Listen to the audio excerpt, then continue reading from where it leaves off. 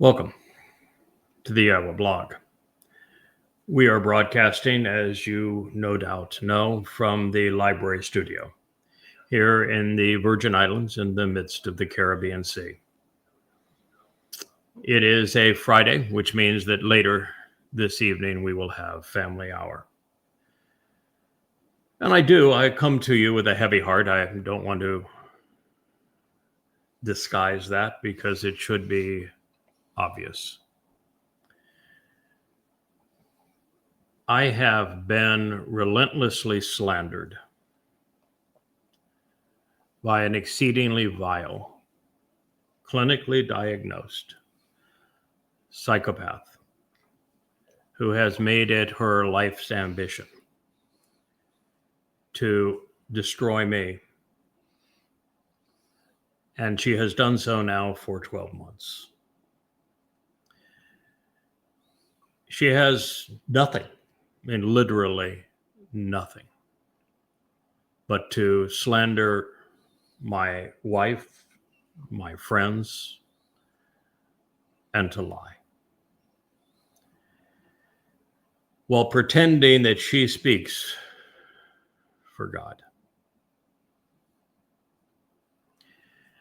It is so indicative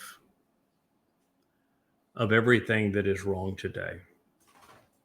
And it's not that one person can be this vile.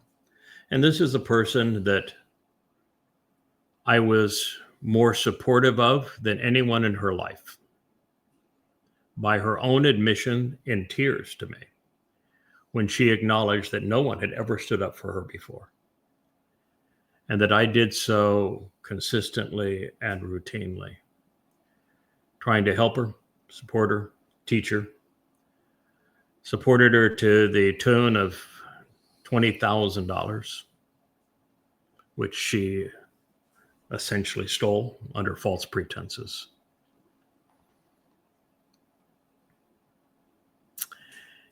And the problem isn't that these kind of people exist. The world's full of them. I engage on X every day. I've lived a life that is remarkable in many ways. And so I've been exposed to lots of people. There we go. There's my Wookiee. I've been exposed to lots of people over time that are vile. And I think the percentage of people who are mendacious, that are just genuinely evil, has increased dramatically over the last 20, 30, 40 years. And I've seen a lot of them come and go. This one isn't particularly any better or worse than any of the others. They're all suffer from insecurities of one manner or another, but you can't pity them because they're so vicious. You can't help them because they're even more vicious the more you try to help them. I'm a perfect example of this. The bigger issue is that there are so many people out there that lack judgment, that are grossly immoral, and that enable these kinds of evil individuals. And when I speak in particular of this psychopath and her enablers, you know who I'm speaking of. And you should be disgusted with yourselves. You should be ashamed. You should know better, but the fact you don't speaks volumes about you.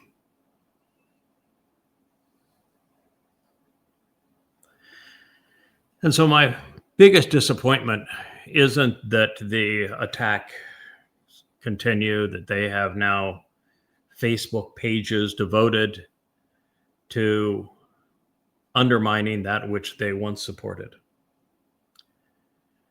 It isn't that they've got nothing and all they do is regurgitate absurd, delusional lies, which was the case here, and I will address them later at my convenience. But that there are people who should know better, who enabled her. Shame on you. That's all I've got to say is shame on you. I'm going to return now in our Antichrist series because as we were studying the prophetic book, he's not necessarily a prophet, the author isn't, but it's a prophetic book of Daniel. And considering the prophecies that were provided by Gabriel, who is Dod, Michael, who is Yada, and the unnamed but obvious Elia, it was clear that the discussion was about the arrival of the corporeal existence of Hasatan, that Hasatan would be peaking, that he was going to have this grand crescendo, very much like he writes in the book of Ezekiel, when he's going to attempt to rule Israel and to galvanize 10 leaders around him to make Israel indefensible, leading to the deaths of millions of Jews. Book of Ezekiel's feature is 25 ways to kill a Jew. And then to change Yahweh's instructions regarding the annual meeting time, so every one of the festival feasts is altered. And then to pronounce that he is God. And so having read through this and been able for the first time to delineate the exact days these things will transpire and identify the nature of this Torahless one, the great betrayer, the corporeal manifestation of Satan, the man who is demon possessed, as an international political leader involved in the betrayal of Israel with a cadre of 10 other heads of state. The answer was obvious. It's Donald Trump. And as we were pursuing that, one of the things that became obvious is that it was important for me to return to Yeshaya 14, which is where the great prophet presents the ambition of the adversary. And we were about a third of the way, maybe halfway through it in our series here on the Antichrist, which, by the way, is a misnomer in a way because there was no Christ.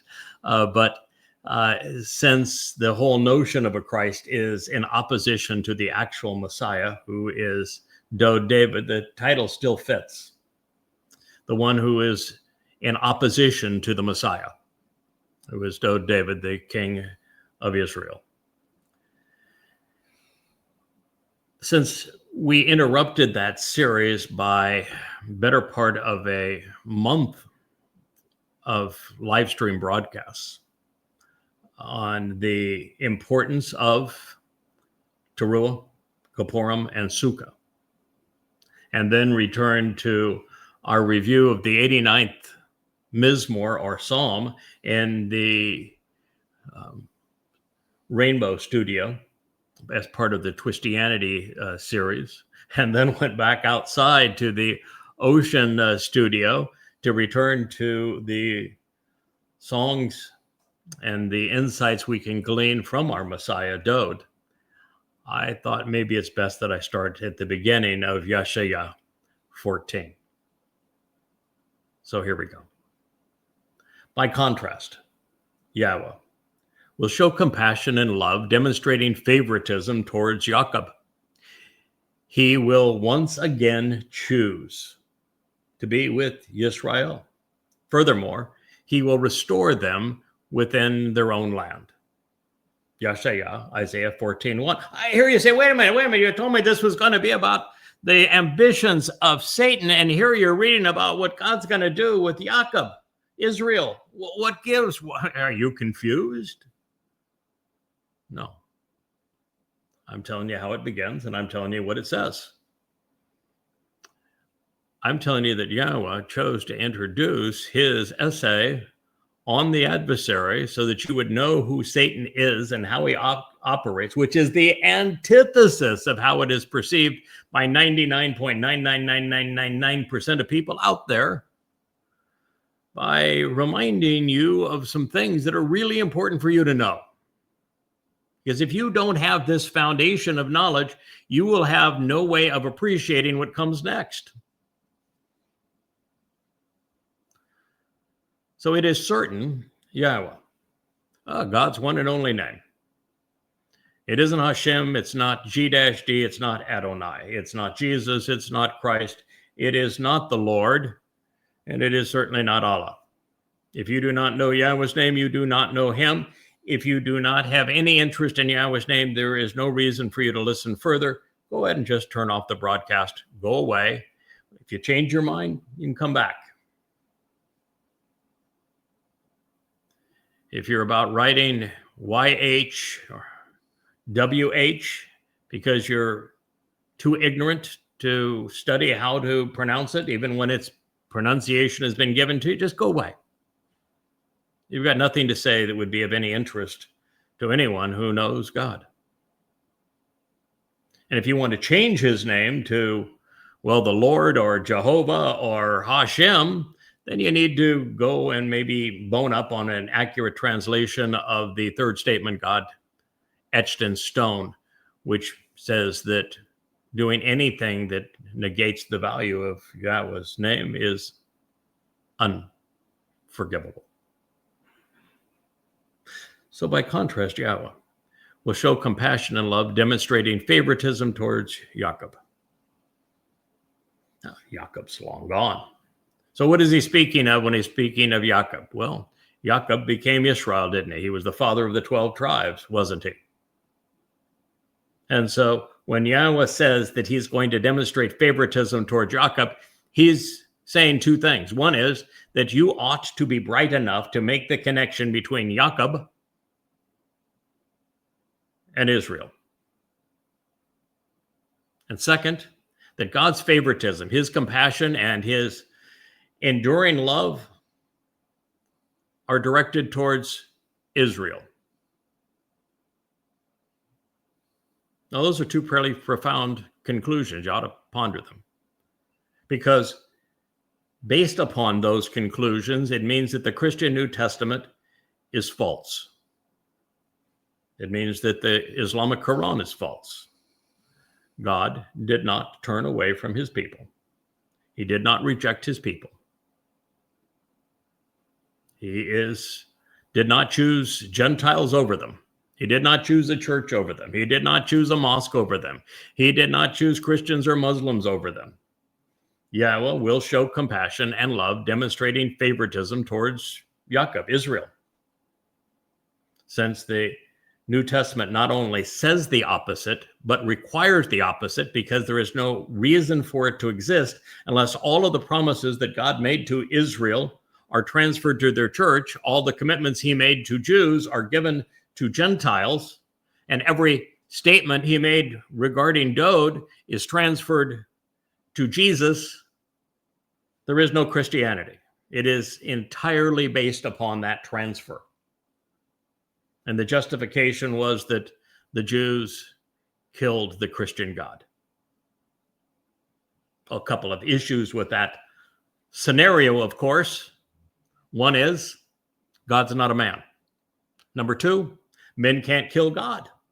Number three, in Roman-occupied Judea in the first century, only the Romans crucified. Number four, it was actually Dowd who was crucified, and the problem of the Jews is they didn't recognize that he was there as the Messiah and Savior, serving as the Passover lamb.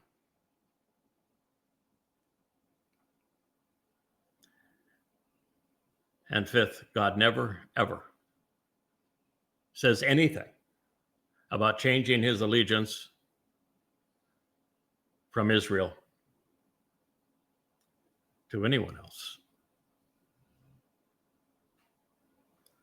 So God, in the introduction of the 14th statement, 14th chapter of Yeshaya Isaiah, has obliterated the myth of Christianity in the New Testament. He's also obliterated the mythology of the Talmud because they have written Yahweh's name out of it. And of course, he's obliterated the credibility of the Quran, which is really nothing more than regurgitated Talmud stories anyway. There is a lot of rhetoric now. The most shrill vitriol comes from a man who has admitted to being demon possessed, a man who has received untold money from Muslims, who is promoting his Christianity among MAGA, who says that Jews cannot be the chosen people. Well, God not only said they were, but he is reaffirming it here in Yeshaya in the 14th chapter. It says he will once again choose. Bakar means to choose, to be with Yisrael. And Od means yet again.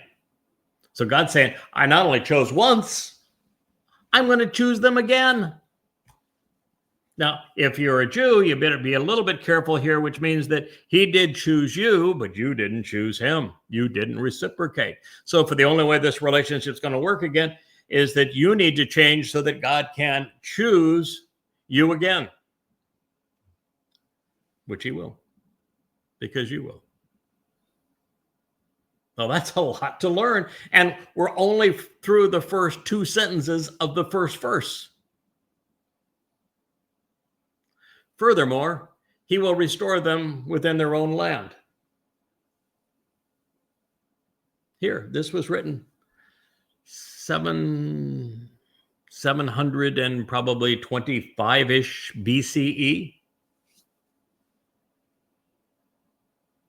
At the time, Israel would be removed from their land by the Assyrians within a matter of a couple of decades. So this was before they were removed. The Yehudim, the Jews, wouldn't be removed from their land until another 125 years or so by the Babylonians. And then both would be, if you will, removed, particularly Judea, would be removed from their land by the Romans in 133 when trying to deal with the uprising of Rabbi Akiba's false messiah, Bar Kokhba. The Jews became slaves throughout Europe. Of course, they were also enslaved. But a remnant was left under the siege of Vespasian and Titus. And Jews were mostly slaves in Europe and later treated with Domini status in the lands plagued by Islam until 1948, when Jews were able to return to their land. Quite a prophecy, isn't it? I don't think there's any other people in history that have a history that goes back 3,000 years. And if you take it all the way back to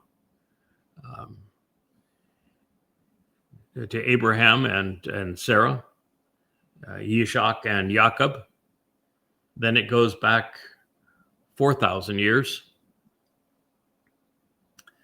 that have been booted out of their land so many times only to return. It's quite a prophecy. But the fact that it's about their return, it means that what follows was written for the last days. The fact that God says, I'm going to choose them again, tells us it's about the last days, because that hasn't even happened yet. And oh, by the way, Jews have not been restored within their own land yet. There's huge swaths of their land that they are not in control of. God was quite clear when he set the boundaries of what would be Israel, and they do not occupy the boundary. So we're still looking at a future fulfillment.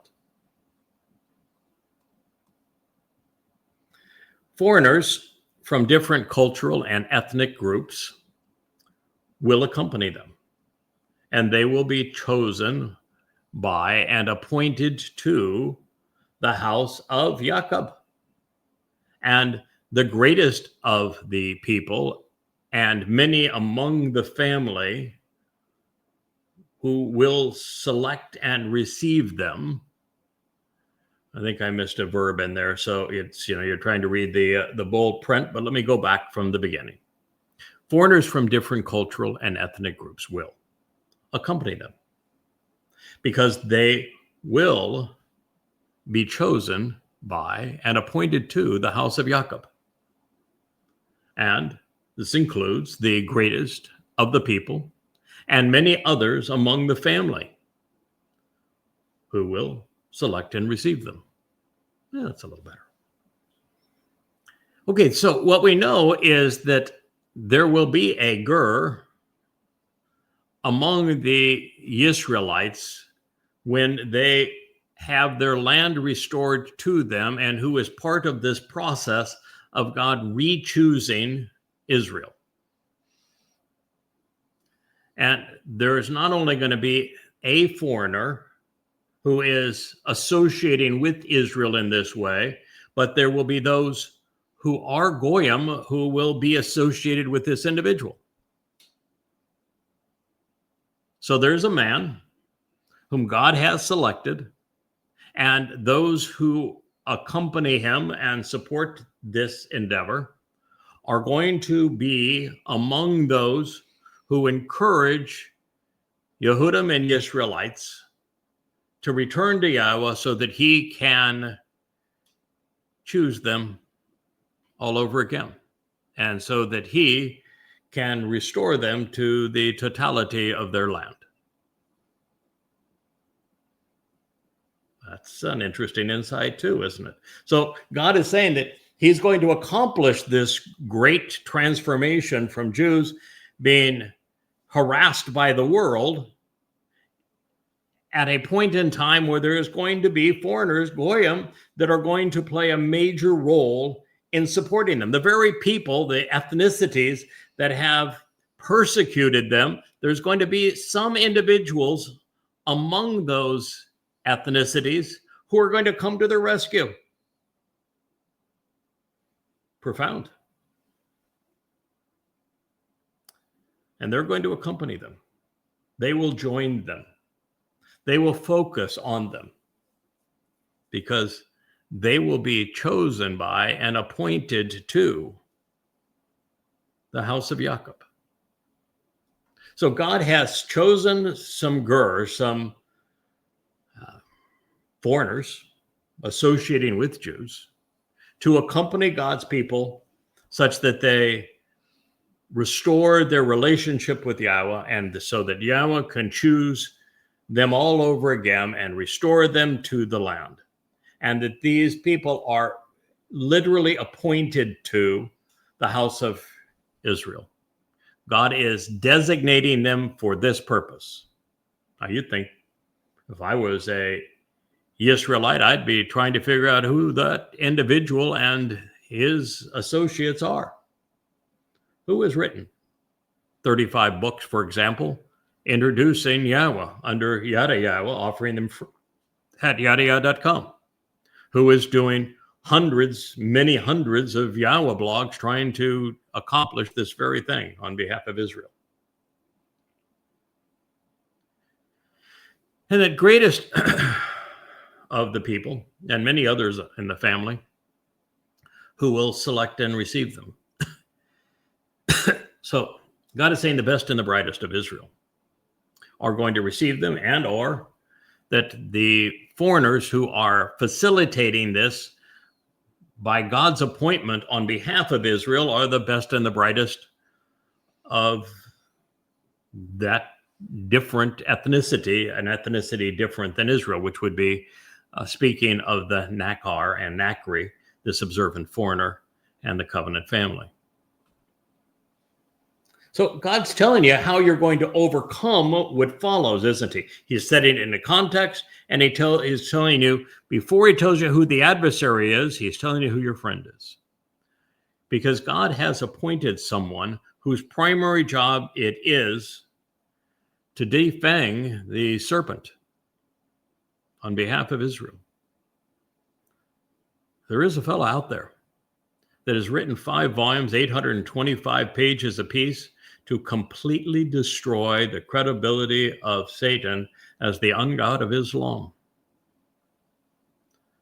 4,200 pages of irrefutable evidence as the antidote for that toxicity.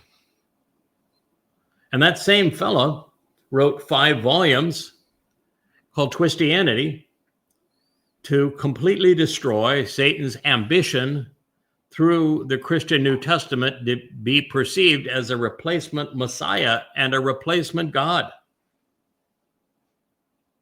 And that same fellow was able to prove that the book of Ezekiel was Satan's autobiography, exposing who he is and what he's trying to achieve.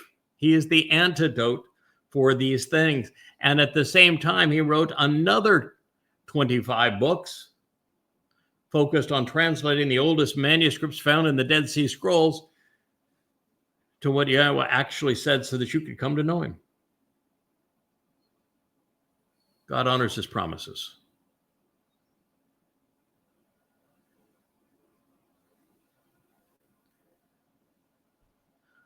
He goes on to say, I will arrive, or excuse me, not I will arrive, they will arrive,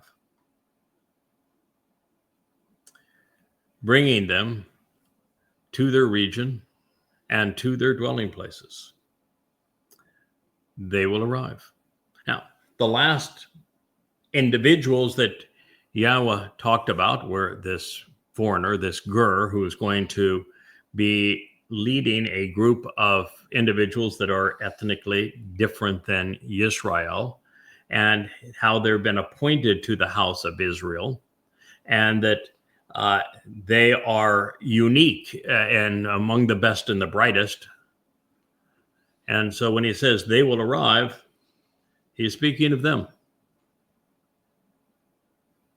Now, there's very little time left because the next seminal event is the fulfillment of Shabuah. And depending on which part of Shabuah we're looking for, the creation of the terrorist state that makes Israel indefensible, which is just 7 months off, or less than 20 months to the harvest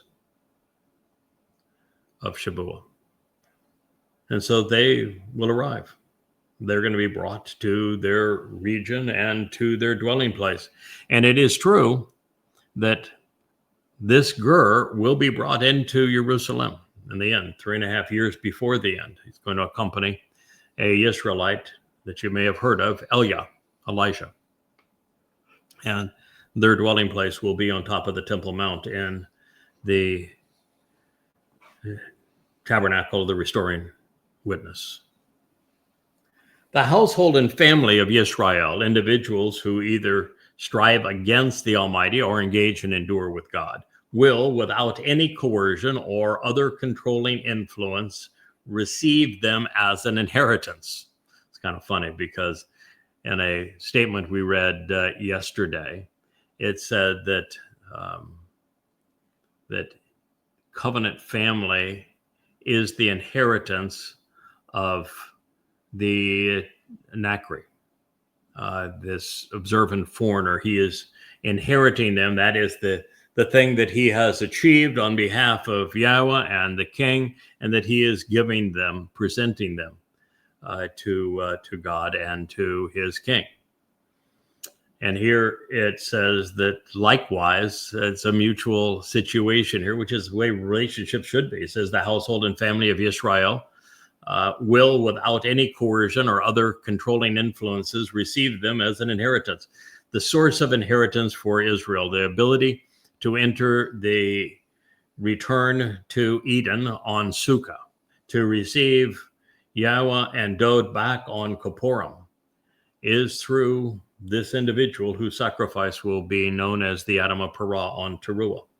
And that is how they will inherit eternal life and access to Yahweh. So we are a mutual inheritance. And this will occur upon Yahweh's world as a result of the Adamah, the bloody red man of the earth. As male workers serving as laborers, as female staff, servants, mistresses, maids, and slaves. It is something that we've talked about in the past, and I've brought it up many more times. But we read in Zechariah that there are two groups of people that will be returning to Jerusalem during the evening of Teruah, between the Friday evening, the 23rd of September gleaning, and the Saturday morning, 24th of September 2033, sacrifice of the Adamah Parah. This bloody red man of the earth, who is the productive bull, that there are two groups that are arriving. One is Israelites who have not come to embrace Yahweh yet, but who are not so strung out on their religion and their politics that they aren't salvageable. They will be those who are still guilty of religious and political crimes of omission, not commission. They will not be promoters of religion and politics, just victims of them. And at the same time, there is another chariot, the dappled one, that is going to pick up the Goyim, whose attitude and aptitude are appropriate for them to be the workers, male and female, throughout the millennial celebration of Sukkah. And there are some people that say, wait a minute, you're going to have slave labor in Sukkah? Well, in a way, yes. Well, isn't that mean? Isn't that going back to a time that's inappropriate? Well, no, because the option here is that Yahweh, since Yahweh is returning us to the conditions of Eden, everyone who is polluted with religion and politics must be expunged from the earth. They're gone. And that the option for these Goyim, when Yahweh reselects the best of Israel to purge of their religious guilt, in the case of the adulterous woman of Numbers 5, is that since these Goyim were not overtly anti-Semitic, they weren't overtly religious and hostile to Israel or to Yahweh or to his beloved son, there's no reason really to take their lives. Now, the fact is that their lives were a gift anyway, so God, by shortening a gift, isn't doing them any harm, and they would not have gone to Sheol. They just would have simply ceased to exist so we can move on with the millennial Shabbat. But the very fact is that they're going to be allowed into the celebration of the return to Eden. So the working conditions are going to be ideal, and the people who are going to be allowed in will have passed a test for their trustworthiness. So they're going to be the best employers in the history of the world.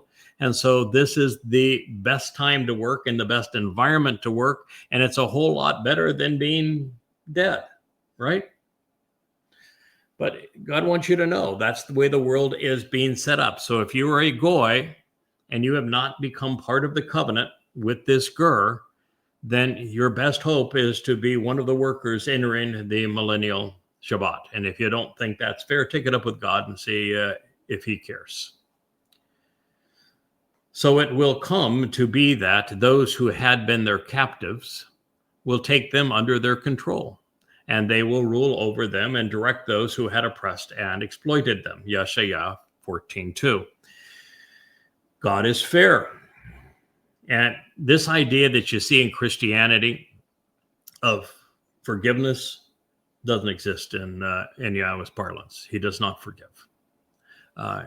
God's capable of removing our guilt, and he does through what Dod fulfilled on Matzah, He is capable of giving people a second chance, depending on the nature of their crime.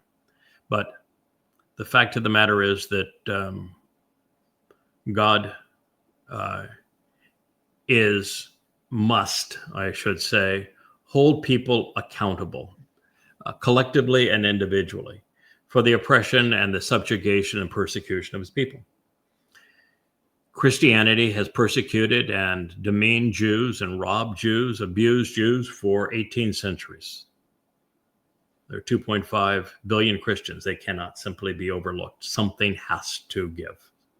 There has to be recompense for that.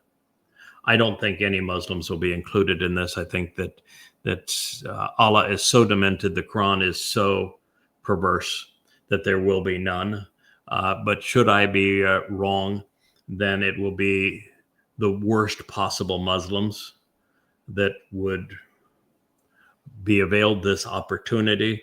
And when you consider what Islam has done to Jews over the last 1,400 years, if they have the absolute most disgusting jobs, and it is in fact that they're at the lowest end of this scale, and that they are serving Jews because of the way that they have abused them over the years, then, well, that would be fair. And I've got no issue with that. So long as I never have to look at them or talk to them, I see that as fair. Marxists, of course, have become a prime enemy of Jewish people. And so I don't have a problem with them being used, because they are claiming death to Jews and the eradication of the state of Israel. I think it's only fair. God is fair. Now, the very fact that this comes as a 1, 2, 3, God's restoring Israel. He's choosing Israel again. He is giving them their land back, all of it, and that he's accomplishing this through a goy and a ger, which is a goy, in conjunction with some really remarkable people. And that leads to the administration of these workers that are going to come into the millennial Shabbat. There is very likely a connection between these things, a correlation between them, so that the ger and those associated with him are going to have a significant say over who is allowed into these positions and how they are used and treated. God works through people, and it seems as if he has set up this ger in that role. I don't need to know that until God says, yep, you read that correctly. And if I read that incorrectly, then God's going to say, you read that incorrectly. This is what I really meant. And we'll have a different plan. But it's pretty straightforward the way I'm reading it. It will come to pass in that day, Yahweh will restore you, speaking to Israel, and promote a favorable, restful, and spiritual alliance from your religious suffering and agony, and from the ordeal of worshiping, from this political turmoil, terrorizing anxiety, and raucous trouble you're experiencing, as well as from the harsh forced labor and cruel slavery in which they had you serve. All right. Progressing right down the list. So the ger is responsible for a number of things, and ultimately it's going to result in that day that Yahweh, who works through people, is going to restore Israel to a favorable state. And to restore Israel to a favorable state, which means that this remnant of Israel is going to be allowed back into the garden. For that to occur, the following things have to be eliminated. Religious suffering. All religion gone. The ordeal and agony associated with worshiping. Religious burdens, which is probably the most burdensome religion ever, is Judaism.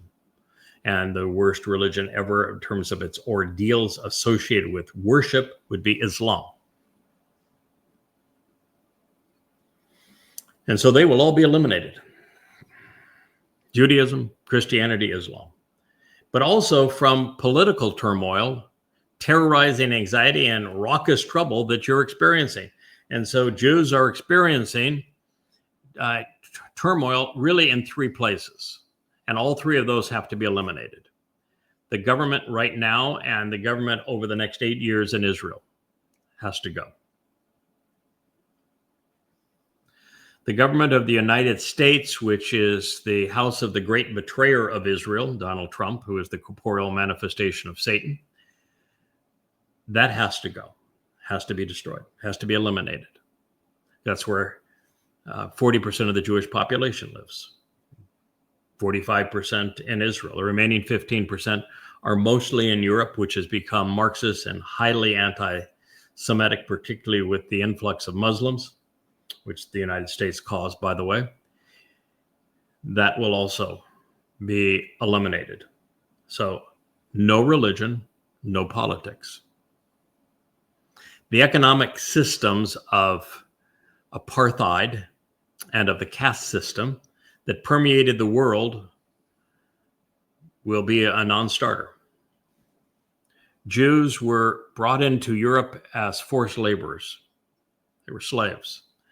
And because of Christianity and the Roman Catholic Church, they never had any rights in Europe. And with anti-Semitism and its rise, those rights became fewer and fewer, and to the point they didn't have the right to live.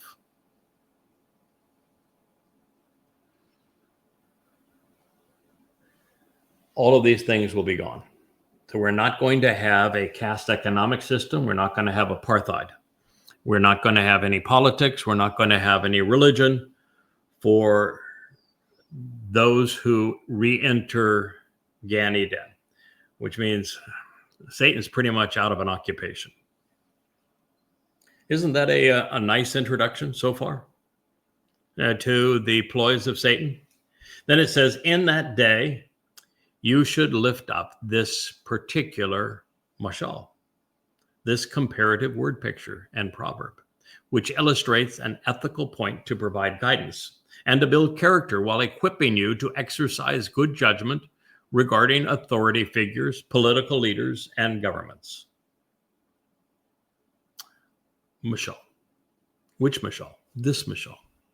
Wait, so mashals are the proverbs. Those are the things that are attributed to Solomon that Dode wrote the vast majority of. This is not a proverb. This is found in Isaiah. So what's the proverb? A mashal is a word picture. It is something that a wordsmith can create. Obviously, I was the greatest wordsmith in universal history. Dode was par excellence. Oh, what a lyricist. But I want to tell you, having read everyone's writings, it's pretty hard to beat Yeshaya. His vocabulary is extraordinary, his sense of logic, his ability to reason. One of the things that you find with a really effective wordsmith is that they can combine very short, to-the-point sentences with extremely long sentences that are very complex, that all lead to a point and make the proper connection between things, using the right word for each idea being conveyed. And in this regard, Yeshaya has no rival. So in that day, you should lift up this particular mashal. Well, we've gone through it so far. We know exactly what the picture that God is painting, this word picture he's painting. He's told you exactly what he's going to do, when he's going to do it, how he's going to do it, through whom he's going to accomplish it, and how everything's going to materialize as we re-enter Gan Eden without any trace of religion, politics, conspiracy, caste economic system, with the help of a rather exceptional Gur and the team working with him so that God can re-choose Israel all over again and can restore them to a marvelous state of spiritual rest. That's the word picture that's been painted. So on that day, you should lift up this particular mashal. And the one who reigned and ruled over, thereby influencing Babel, the confounding confusion of commingling which occurred in Babylon with the Lord and through the Bible. So in addition to this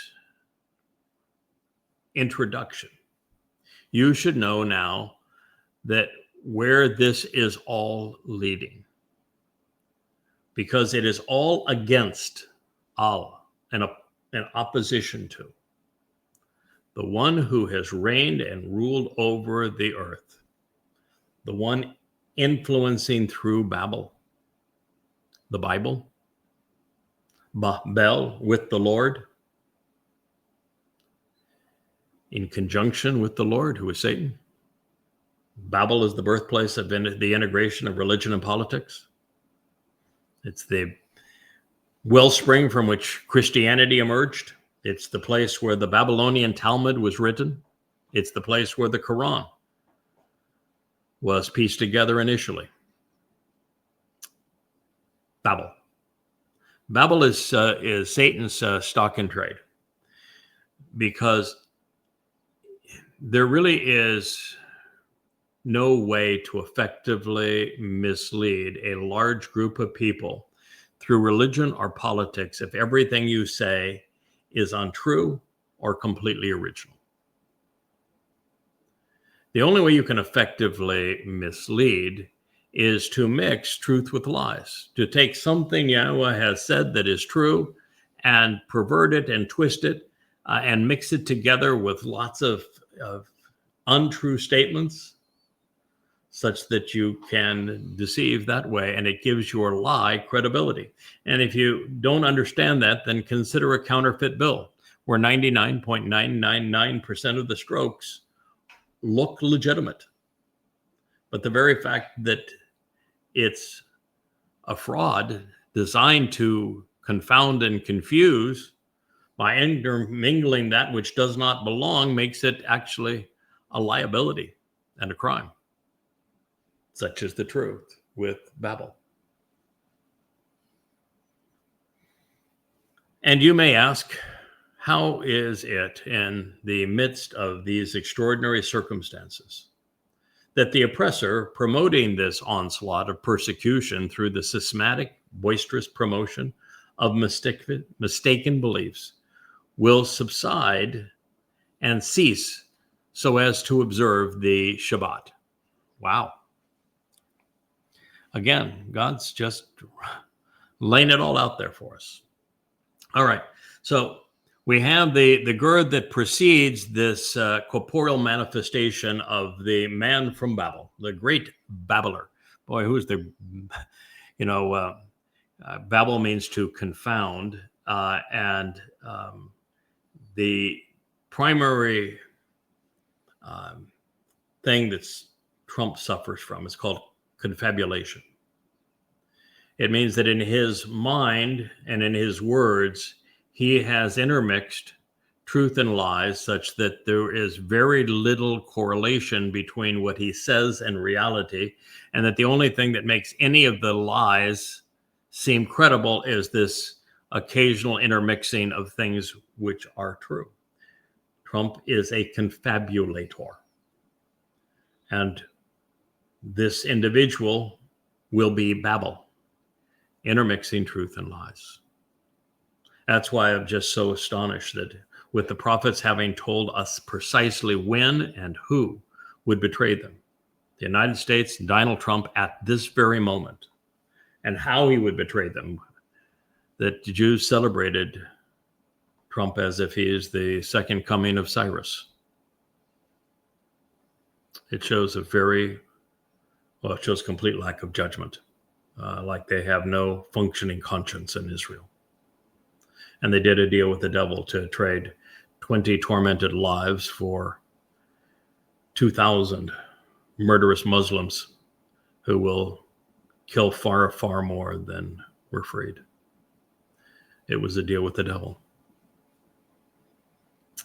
So the question is, you may ask how it is in the midst of all this, you've got the Gur and his team arriving in terms of reaching out to Jews such that there is this opportunity for renaissance, for this return to Yahweh and for spiritual rest.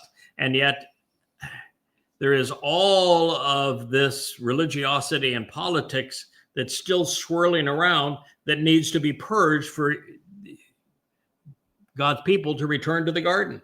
And in these 8 years where all of this is coming to this crescendo, where the influence of Donald Trump, and who is Satan incarnate, is going to become so savage, so severe, so debilitating economically, and also just in pure chaos and anarchy with war and with rhetoric that is so disorienting people to have no idea what's happening around them. They're just totally confounded. So how is it in the midst of these extraordinary circumstances that this babbler, this man of confounding confabulation, whose onslaught has persecuted as a result of his boisterous promotion of mistaken beliefs, as he attacks his own cities and his own people and the world. How is that going to subside and cease so that we can enjoy and observe the Shabbat? The Shabbat is the celebration of Sukkah for 1,000 years in the restored earth back to the conditions of Eden. And so it may appear during this next 8 years that there's just no way. The whole world has been turned upside down. It is so vicious and sadistic. How in the world is this systematic and boisterous promotion of mistaken beliefs of this extraordinary oppressor, who is the literal embodiment of Babylon, going to cease? Yet, in this way, even in the midst of this, the exploitation, the manipulation, and the corruption, as well as the overt desire to control and tax, will be abated. Tariffs are a tax. Exploitation. Trump is amassing a personal fortune, personally and with his direct family, into the tens of billions, and it will soon be with the Bitcoin transactions funded by Muslim despots, into the hundreds of billions of dollars. He is exploiting America. He is going to present his Bitcoin scenario as the replacement for the Federal Reserve and the national debt and wipe out everybody else's savings. He is going to manipulate the world into wars. Claiming to be a peace president, he is exactly as you would expect from Satan. Saying one thing, doing another. Corruption, we have never seen a more corrupt individual in a position of political prominence. No one ever has had such an overt desire to control. Not Hitler, not Stalin, not Caesar. No one. We're witnessing the single worst expression of humanity in human history. Yeshaya 14:4. Yahweh will break, shattering and crushing the staff and club of religious wickedness and political oppression. These proverbial quotes and edicts used by rulers to control people and nations. Yeshaya 14:5, who struck and beat, afflicting and killing people, arrogantly and insolently enraged and furious, without reason or cause, with ongoing and unceasing slaughtering blows, vicious attacks, and devastating plagues. Yahweh's going to bring it to an end. And why is he going to bring it to an end? Why is he going to crush the rebellion? Why is he going to do this? Because the staff and the club of religious wickedness and political oppression have used all manner of citations and quotes and edicts to rule over and control people and nations. Why God doesn't like religion and politics, because they are control mechanisms. They have struck and beat, they have afflicted and killed God's people, his family, for a very long time, and it's never been worse than it is right now.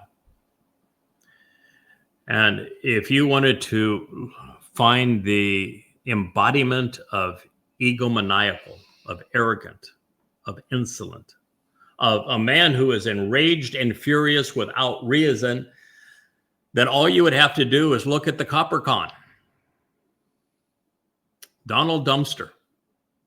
There has never been in all of human history a man as arrogant, as insolent, as enraged or furious as Donald Trump, and all without reason or cause.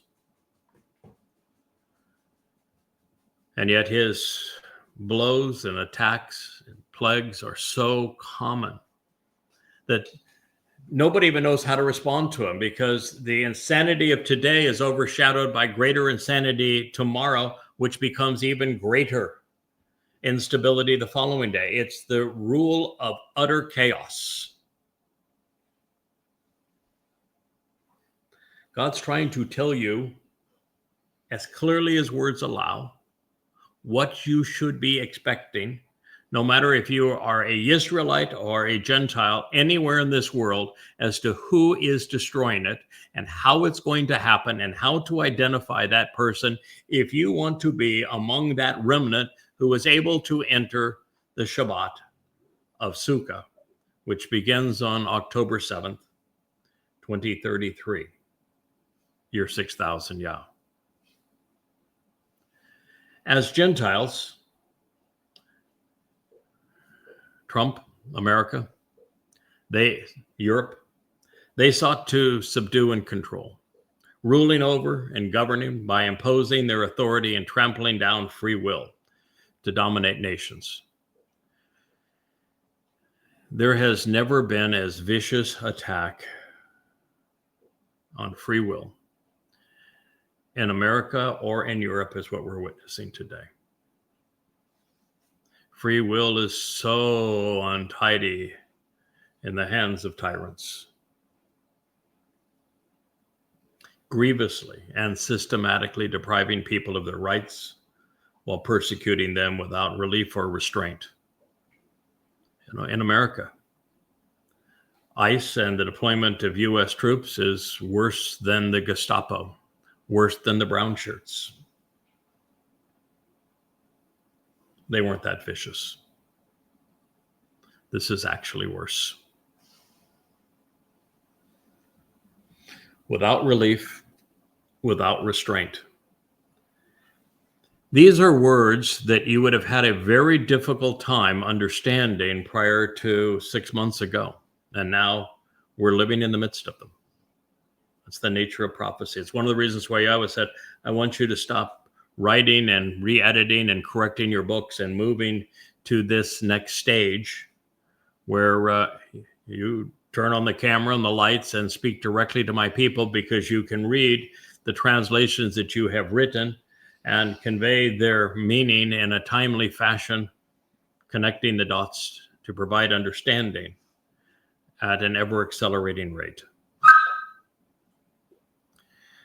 That was Scream was Asher.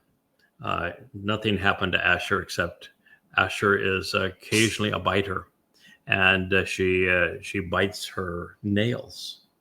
Our beloved Asher has this OCD thing about biting her nails, and she'll pull until she hurts herself. That's why on occasion you'll see me in a program trying to get her to stop.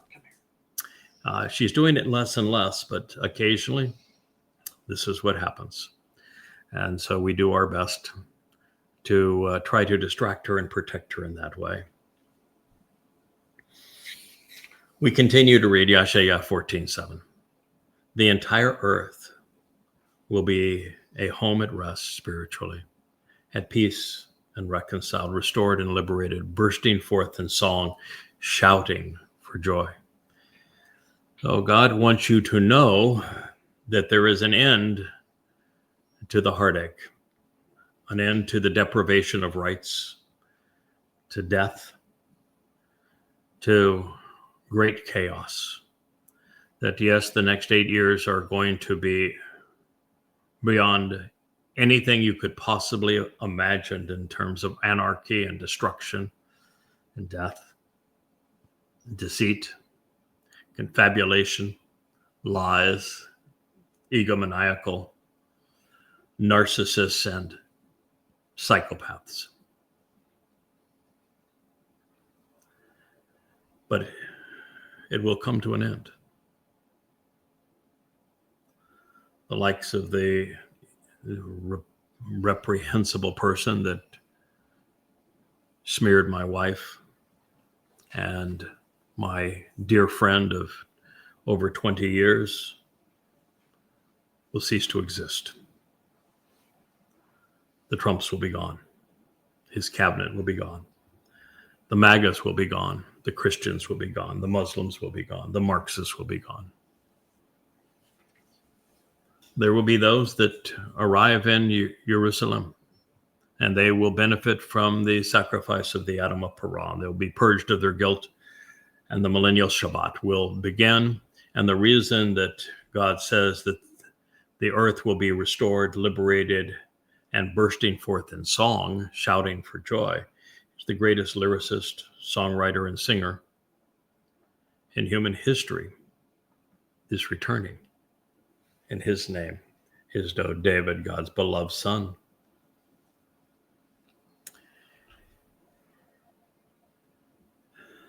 Quite an introduction. I mean, it takes your breath away as to how all of this was made available to us. And it really isn't until it was upon us that we can understand it. But really, it wouldn't have done anybody else any good, I guess, up to the point of, if you understood this long ago, you would know that Satan's ambition is not to be worshipped as Satan, as the adversary. He doesn't want to be known as Satan. He wants to destroy the satanic title of the adversary. He wants to be seen as God. He wants to lord over people. He wants to be worshipped. And that would have precluded many from being Christians and Muslims, and would have precluded the growth of Judaism as well. In Judaism, they don't believe in a place called Sheol, but God clearly tells us it exists. That name happens to be identical in the Hebrew text with Shaul, the king, and Shaul, the author of the first 14 books of the Christian New Testament. Sheol and Shaul, as the least desirable and the most depressing alternative, are anxious in anticipation, indeed excited to summon and meet you, announcing your arrival.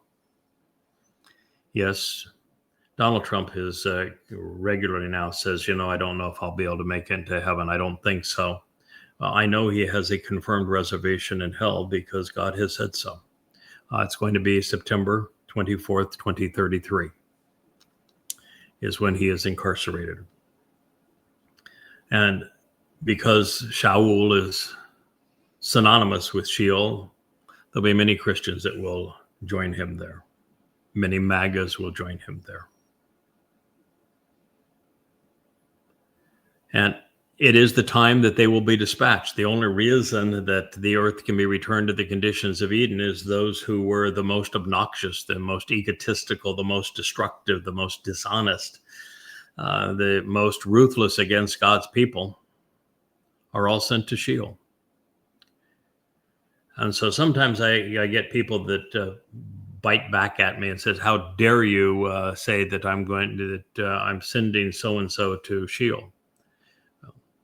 I'm actually doing them a favor. I'm doing the world a favor because I'm conveying what God said and I'm applying his justifications.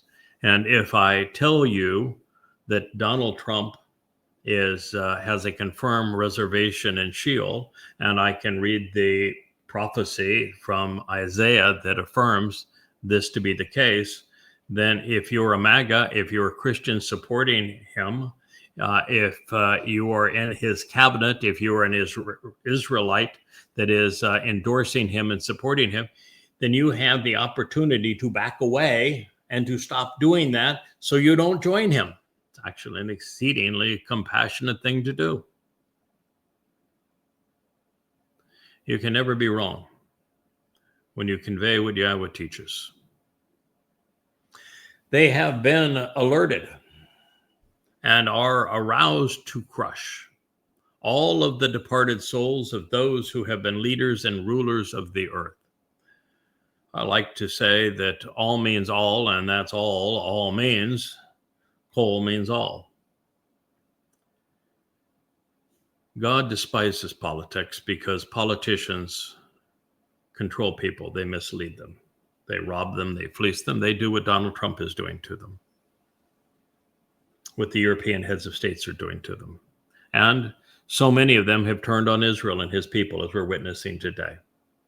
So God is saying that all of these departed souls of those who have been the leaders and the rulers of the earth are going to be crushed. Now, it's interesting that Sheol is a lightless place without fire, but it is a crushing experience because every reference to Sheol paints Sheol very similarly to what we would call a black hole. So this is something to keep in mind. It's a crushing experience. Nothing ever escapes the gravity of a black hole. Not done pressing this point home, God says the leaders of every nation and institution, the most powerful and important individuals influencing every society, religiously, militarily, and politically, of the Gentiles and their nations, have established their thrones and their positions of power. What that means is that this idea that God chose somebody for political power is utter nonsense. You know, in Islam, they claim that Allah appointed them to these roles. Well, Allah is not God, and Yahweh didn't. Throughout Europe and really through Asia as well, when leaders ruled, they claimed they were gods, and they claimed that they were appointed by gods. Not true, according to God. When Paul said that all governments are for good and that you should submit to them, he lied. The opposite of what God says. And that all human governance is established by the men who control them. This notion of MAGA is that mythical incident where Trump was allegedly shot, but you don't see any nick to his ears. They posed him for a photo op, moving the photographers into position. And there is absolutely no damage. I guess it's his right ear. No damage. I mean, not even a nick in that ear, not a scar, not nothing. This idea that God chose him and protected him, you would be wrong. God's going to incarcerate him in Sheol. All of them will respond and say to you, have you also become weak, afflicted, riddled with anxiety, similar to us, becoming like a proverb? Yeshaya 14:10. Yeah, they all think they're invincible. They all think they're going to get to rule forever. You know, look at the pharaohs with all the trouble they went to create these mummified bodies, thinking they were going to have a bodily resurrection. Didn't work out so well for them, didn't they? And Babylon and Sumer, the kings would be buried with their thousands of people to be their servants. Didn't turn out very well for them. And so what's going to happen is they're all going to end up in the place of questioning, Sheol, which means to question, and they're going to question one another, riddled with anxiety, and said, how did all of this happen? Boy, we were the most powerful people in the history of the earth, and now here we are in hell. Didn't work out the way we thought it was going to happen. Your arrogance, your unwarranted status and desire to rise above others, your lack of morality, your propensity to blow smoke and agitating self-glorification have brought you down to Sheol. Donald Trump. I point him out because he is the living embodiment of these words and so many others that were found in Daniel and in Yeshaya about him. Your arrogance, unwarranted status, and desire to rise above others, your lack of morality, propensity to blow smoke, and agitating self-glorification have brought you down to Sheol, hell. And at the boisterous and disquieting sound of your disgraceful and foolish implements, maggots will be spread out as a bed, and a crimson grub shall become your covers. Yep, those that have been particularly adverse, like Paul, like Muhammad. It's interesting that Donald Trump is the modern embodiment of Paul and Muhammad. Both Paul and Muhammad admitted to being sexual perverts. Muhammad, raped countless women after murdering their husbands and sons and fathers. And he had a whole bevy of children as his sex toys when he was 66, according to the year of the elephant that the Quran mentions. He had sex with a 6-year-old girl. He was a sexual pervert. He committed incest, rape, and pedophilia.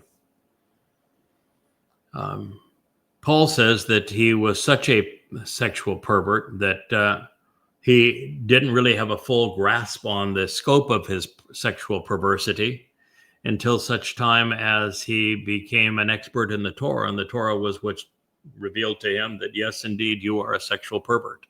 And you have to be involved in really bad, nasty stuff to be a sexual pervert, according to the Quran, because promiscuity doesn't cut it. God has nothing to say about that. You have to be involved in rape, incest, pedophilia, or bestiality. There's your Paul, by his own admission. Now, both of those men admitted they were demon-possessed. Paul at the last chapter of the second book to the Corinthians, and Muhammad both after his first experience with Allah and the end of his life. Both admitted they were demon-possessed. The Torah and prophets say that Donald Trump is demon-possessed, and we now know that Donald Trump had sex with children and that he has been accused by many women and actually convicted now of rape. They're all the same.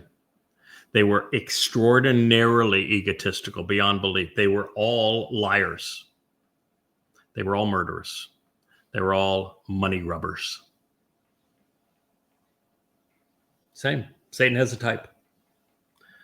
Donald Trump is Satan's type, as was Paul, as was Muhammad.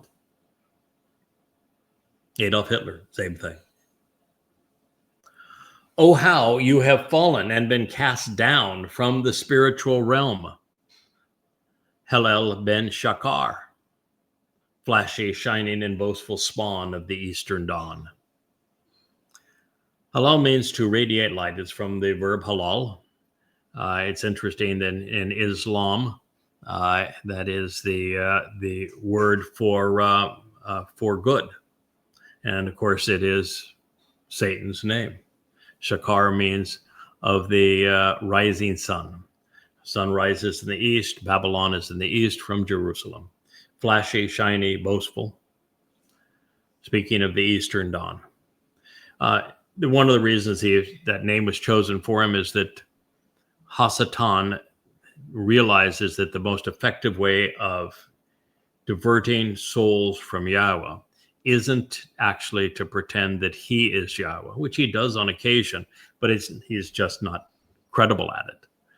But he can pretend that he is Dod, the Messiah, and the Son of God, because when he does that, he takes away salvation, because salvation is only achievable through Dod, because Dod fulfilled Pesach, Matzah, and Bikurim.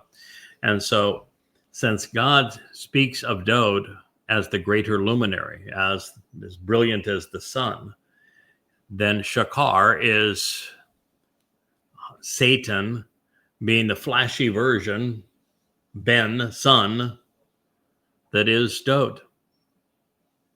He's the flashy son. That's what the name means. He is therefore Jesus. He is Muhammad. He's Allah.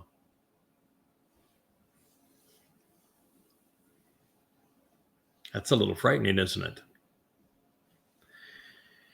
You have been disassociated and cut off, cut down, and cast away to the earth for having been weakened and then overwhelmed, conquering through religious and political prostrations, and thereby lording over people, and specifically Gentiles and their nations and institutions.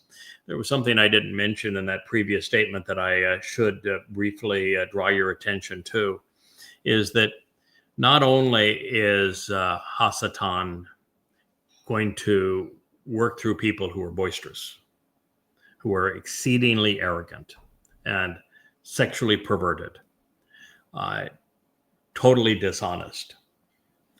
God is saying that Hasatan actually had a life in the spiritual realm. He was a spiritual being before he was cast down. And in the book of Ezekiel, Satan admits that he was one of the cherub that was on the wall of Eden prior to deceiving Chava.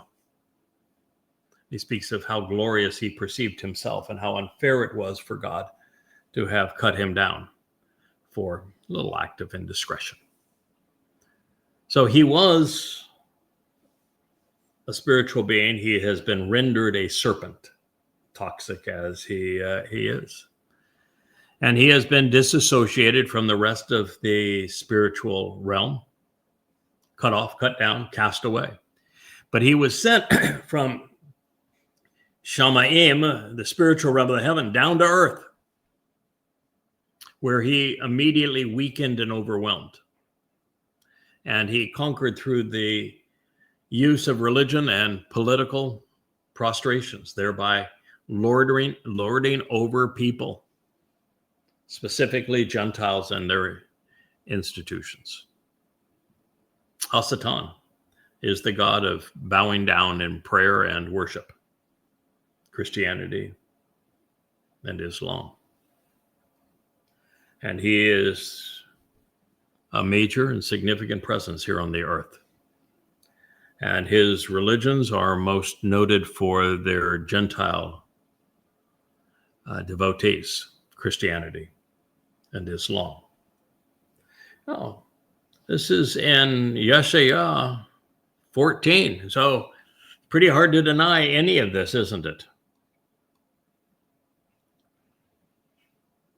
Because you yourself said, in your determination and based upon your inclinations, I will ascend, rise up, and be continuously exalted. In other words, he had been spiritual, was cast down to the earth, where he is using religion and politics, worship, bowing down, if you will, to control people. And he's doing this because he has decided that he wants to ascend. He wants to rise up. He doesn't want to be Satan, the adversary. He wants to rise up. He wants to be exalted. He wants to ascend back into the spiritual realm of the heaven and to be perceived as a god or goddess, if you're into the mother goddess cult, over and above the stars, the most luminous and brightest places, and the best and the brightest of God. He wants to be better than any of them. That would include, of course, Dode, God's beloved son, David. So you're not going to see Satan as the adversary. Those who worship Satan as if he were the devil are making a fool of themselves, and Satan has nothing to do with them, not even interested in them, has never met with them, would never use them. They are just completely wrong. Satan does not want to be worshipped as Satan. He wants to be worshipped as God. Well, junior God anyway. So I will lift up and exalt, increasing my throne. So the seat of power and influence of Hasatan, Satan, he is lifting up. Now, thrones that are lifted up become more prominent, don't they? So he's not trying to hide, is he? Oh, throne, seat of St. Peter and the Vatican, right? Come kiss my ring. Thrones, all of the kings of the Islamic world and the dictators of the Islamic world. Donald Trump, the way he's using the Oval Office and the way he's gilded it. Throne, seat of power. He is presenting himself in the most powerful of all positions to be seen, to control, not to lurk in the darkness. The religious world has Satan all upside down and backwards. He is the opposite of what they perceive him. I will establish and inhabit a dwelling place on the mount of the eternal witness to the restoring appointments. He already has one. He has two. Alaska Mosque and the Dome of the Rock. They are Satan's dwelling places right on the mount of the eternal witness to the restoring testament. I made a deal with God. I said, I'll do my bit. I'll do everything that's asked of me there, but I have one request of you. You destroy the Dome of the Rock and Alaska Mosque before my arrival. I'm allergic to these things. I'm not going to be able to function with those things as a backdrop. Destroy them. But he's done it. He's built them, and Israel didn't have the character to eliminate them. In association with the distant boundaries and the depths below to the summit above, to be concealed along that which is treasured in the north. Isaiah 14:13. Yes, indeed. Satan wants it all. It's above the mount, what's below the mount, what's left and right, north and south, but mostly north, because that's where the wealth is. I will ascend and be continuously exalted, presented as superior, so that I am worshipped. Allah, I will rise, Allah, above the heights of the clouds. When I was saying Allah, you know what the Hebrew reads? Allah. Satan is rising up through religion. That's what God said. He is not lurking in the darkness as people perceive Satan. He's right out in the open. And every cathedral and church and mosque, synagogue and temple. That's who you're praying to or bowing down to should you go into one. That's who inspired your scriptures if you're reading the New Testament, the Talmud, the Zohar, or the Quran. I will, on my own initiative, make myself appear as if I were Elyon, the very influence of God. Elyon is what Hasatan is, Satan, is striving to be. And it is very often rendered Almighty God, and yet El is God.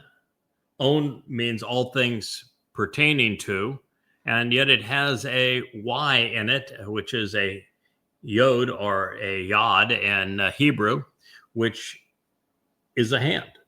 And the hand speaks of influence.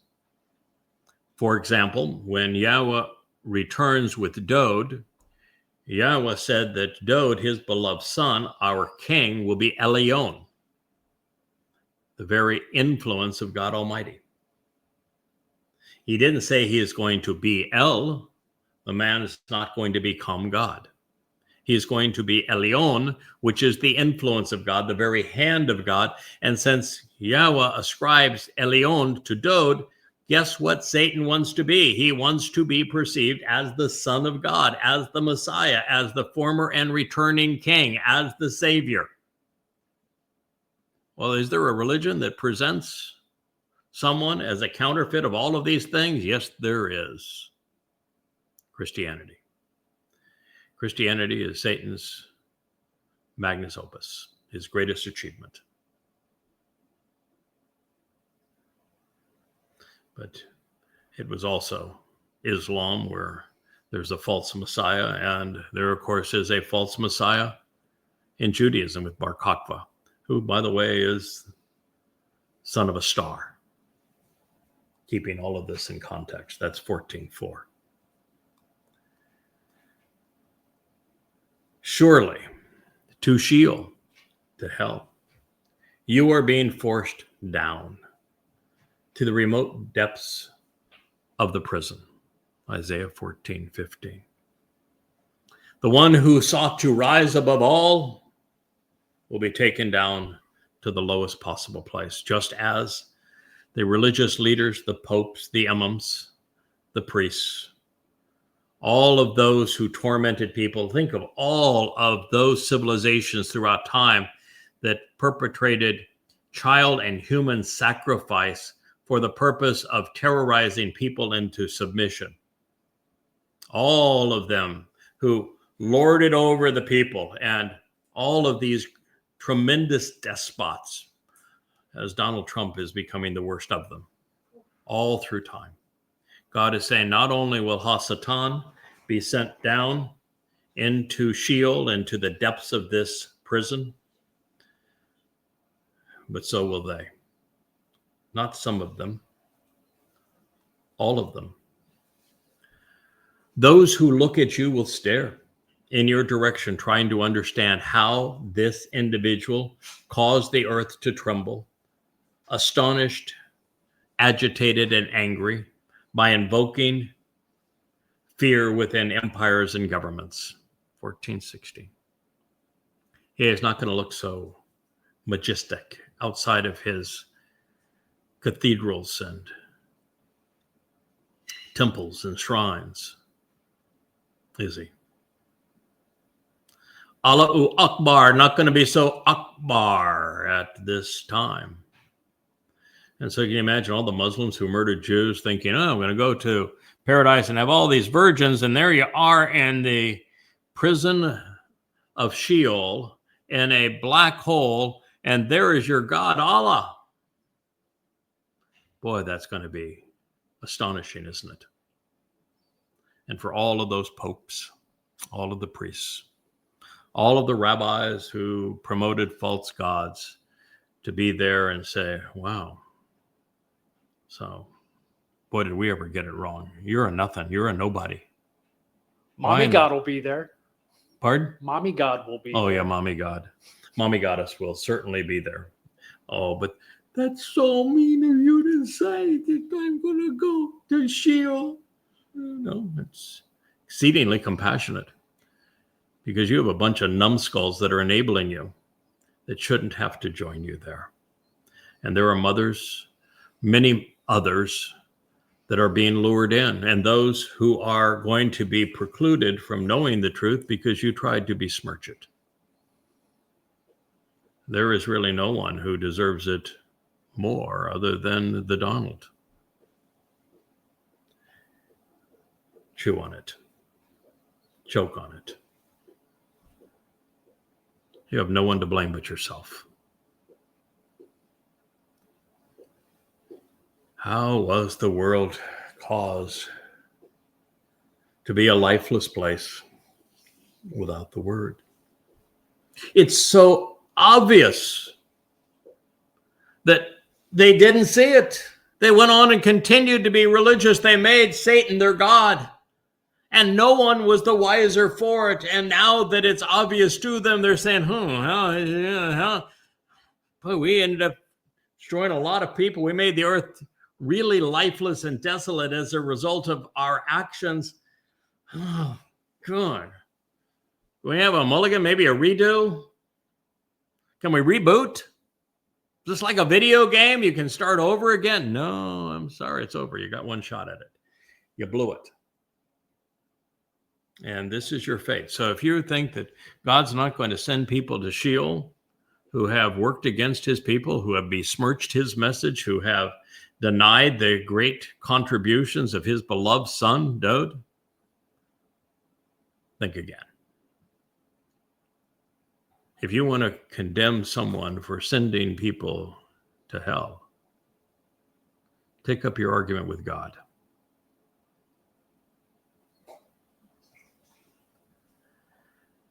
He says the cities will be left in ruin. Those he controlled, he will never release. They will never go home.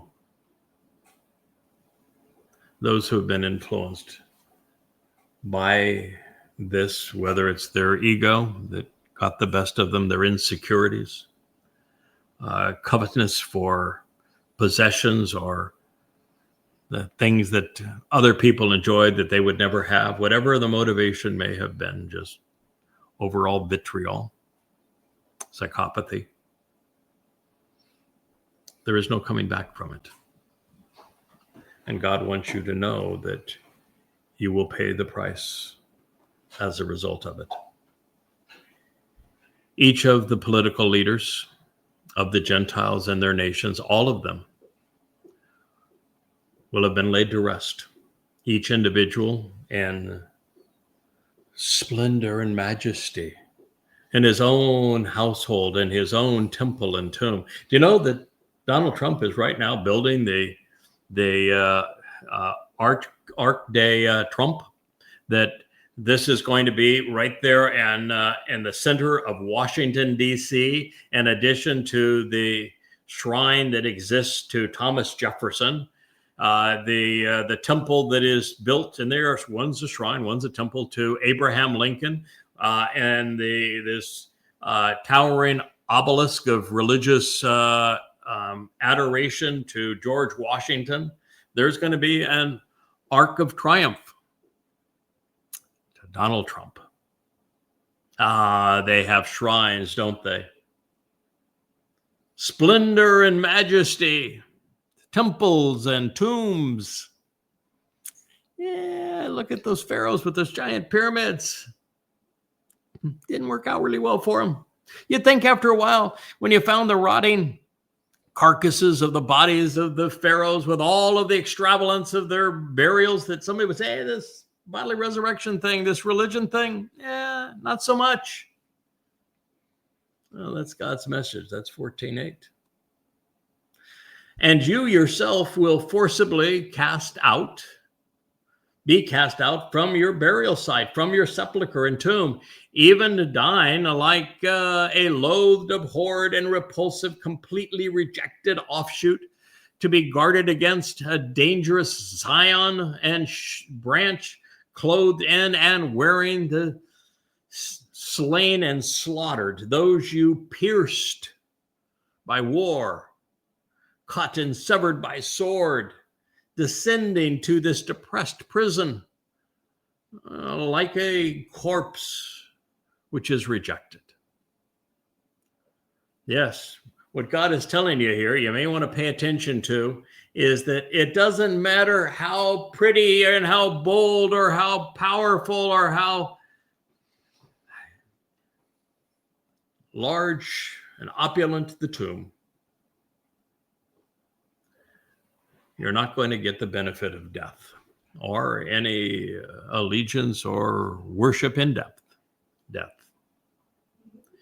You see, all of those leaders throughout history, all of those religious and political leaders in history, including the worst of them today, Donald Trump and his cadre of clowns and his MAGA supporters, the Christians that rally around him, enable him to do these horrible things, are all going to be forcibly cast out of their burial sites. Their sepulchers are going to spew them out in death, loathed and abhorred, repulsive, completely rejected even by death. Imagine being rejected by death.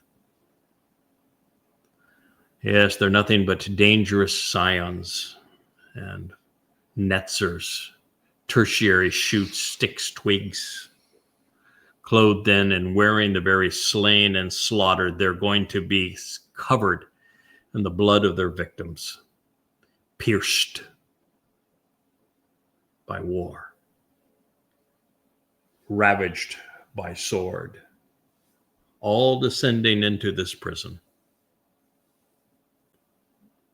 corpses and carcasses of all who are rejected in this way. Again, you don't think that's appropriate for God to have recompense, to hold them accountable? I can tell you that God's not going to listen to your argument in their favor. And if you try to make an argument in their favor, you'll likely join them. So my advice to you would be to cease trying to protect them, cease complaining about God sending them here, and do something with your life that has some value, like walking away from religion and politics and then coming to know Yahweh. That's a lot to ask. Maybe that's too much of an ask. You will not be like them in burial, because you have corrupted and destroyed your land. Your compatriots and followers you have intentionally slaughtered and viciously slain. The offspring of evil will never be invited nor called out. They will remain unwelcome for all time, for eternity. There's no coming back from this. You rebel against Yahweh. You rebel against his chosen implements. It's over. There is no second chance for that. There is no do-over for that. And you can't complain that, oh, it's meaner for somebody to say they're going to hell. Take it up with God. I trust him. He's doing the right thing. I understand why he's doing it. There is no other moral or rational choice, and God's going to be consistent. He's going to be rational. He's going to be moral. He's going to stand up for his people, which means holding those who abuse them accountable. And so death will not be the end of life. Such is the review of Yeshaya 14. When we begin our family hour this evening, we will commence with our review of Daniel 9, where so many powerful prophetic statements are presented. This will be the continuation of that Antichrist series, but it is a powerful study. And the proper positioning and the timing, even the explanation of who does what, when, and where to whom, that you'll read anywhere among the Torah and prophets. It will be a riveting beginning to this continuation of our series on the Antichrist. I hope you join us this evening. Thank you for listening. I'm your host, Craig Wynn.